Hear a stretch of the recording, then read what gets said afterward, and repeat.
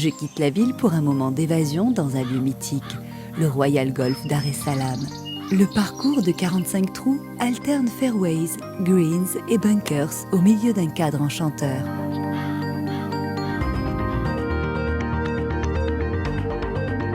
À 10 minutes de là, dans l'arrière-pays des Émours, Zaher, je découvre un paysage naturel préservé.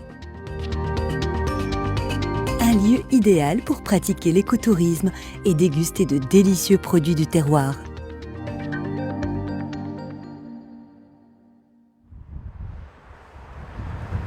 Depuis Rabat, je longe la côte jusqu'aux magnifiques plages de Temara et Skirat. Ici, je peux pratiquer tous les sports nautiques comme le jet ski, la planche à voile, le kitesurf, le surf ou encore le kayak.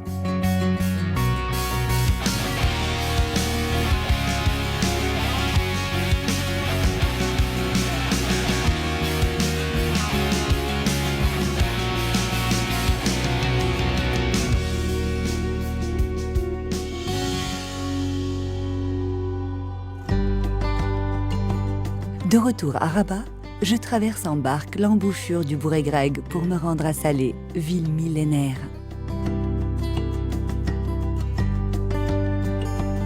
De l'autre côté de la rive, face au monument historique de Rabat, la marina du Bouregreg m'invite à la détente avec ses nombreux cafés et restaurants.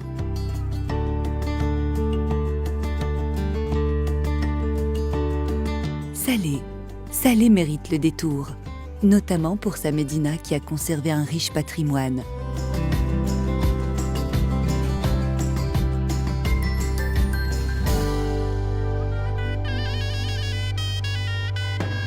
Chaque année, dans ces petites ruelles, la fête des cierges célèbre la naissance du prophète.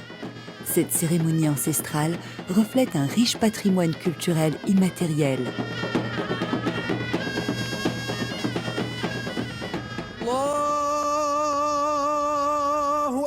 La grande mosquée de Salé, construite au début du XIe siècle, puis agrandie par les Almohades à la fin du XIIe siècle, est la troisième plus grande mosquée du royaume. À ses côtés, la médersa mérinide datant du XIIIe siècle est une ancienne école religieuse parfaitement conservée. J'aime me retrouver dans ce lieu calme, apaisant. À Salé, le complexe artisanal d'Oulja est dédié à la poterie. Une centaine d'artisans confectionnent tagines, vases, luminaires et bien d'autres trésors. Impossible pour moi de repartir les mains vides.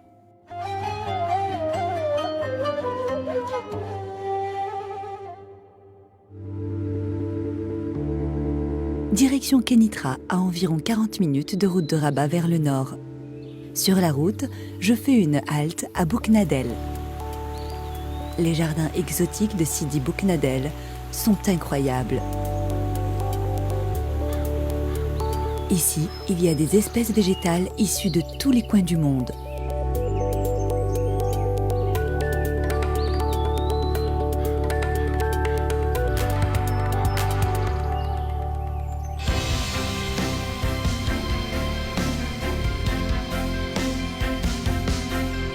Dans la région de Kénitra, la nature est omniprésente. La réserve naturelle de Sidi Bou Gaba est un site protégé qui renferme une étonnante biodiversité. Un guide m'apprend que c'est l'une des dernières zones humides de la côte nord-ouest du Maroc. Plus loin, dans les terres, la forêt de la Mamora est considérée comme la plus grande et la plus vaste forêt de chênes-lièges des territoires méditerranéens.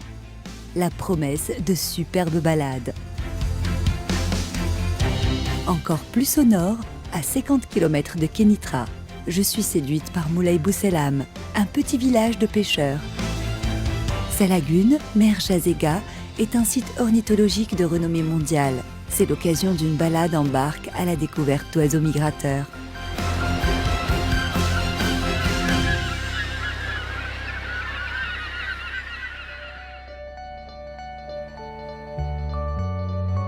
La région me réserve encore bien des surprises.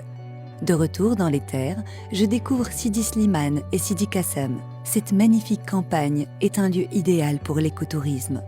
Ce terroir est réputé pour sa production de miel artisanal.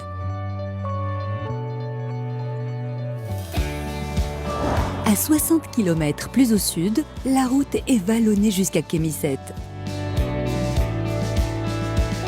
À 15 km de la ville, le lac Deit Erumi est un site naturel idéal pour la pêche et les sports nautiques.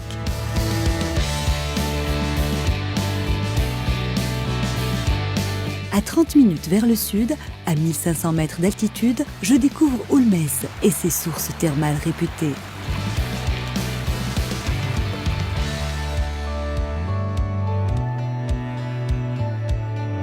Kémisset est une ville paisible qui séduit par son artisanat, notamment les tapis berbères de la région.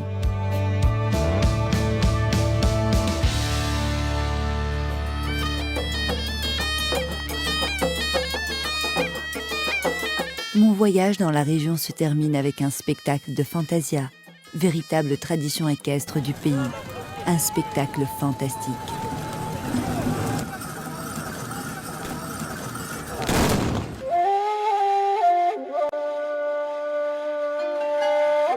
Des images plein la tête.